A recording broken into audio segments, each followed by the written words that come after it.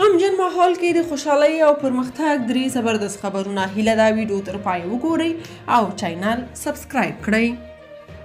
لومړی، چینایي کوچین کمپنۍ وایي که د افغانستان د لیتیم کان کیندنې قرارداد دوی ته وسپارل شي 10 میلیارده ډالره پانګونه پکې کوي او هم په سالنګ کې یو بل نوی تونل جوړوي.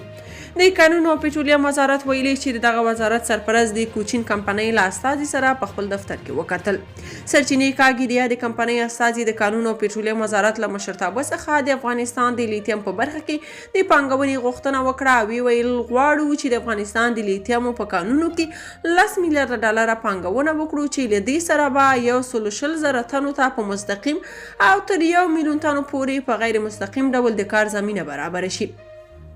سرچینه زیاتوي دغه چینایي کمپنۍ دغه راز وړاندیز وکړ چې که د لیتیم کان کیندنې قرارداد دوی ته وسپارل شي دوی به د 7 میاشتو په موده کې د سالنګ تونل ترمیم کړي او په سالنګ کې به یو بل نوی تونل جوړ کړي.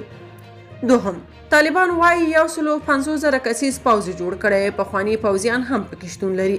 د طالبانو دفاع وزارت ویلي چې 150,000 کسیز پوځ جوړ کړی او په پام کې لري چې دغه شمیر 200,000 ته لوړ کړي.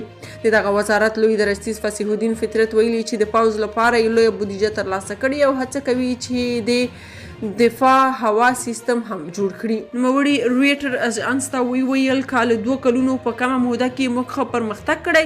د اسلامي ملي اردو په چوکاټ کې مو شاوخوا 150,000 کسان صف کړي خو دا وروستی هدف نه دی. د طالبانو لوی درستیز نه وایي چې دا شمیر اردو یې څنګه جوړ کړي خو وایي پخواني ځواکونه هم پکې شتون لري او د طالبانو غوندې امکانات او امتیازات ورکول کیږي. دریم، له یو خصوصي شرکت سره د برېښنا د تولید برخه کې تړون لاسلیک شو. د اوبو انرژۍ وزارت وایي چې د دې وزارت او د اوفي بهرام شرکت ترمنځ د ډبرو سکرو له سرچینو څخه 2 میګاواټه برېښنا د تولید د فابریکې جوړولو په برخه کې د همکاریو هوکړه لیک لاسلیک شو.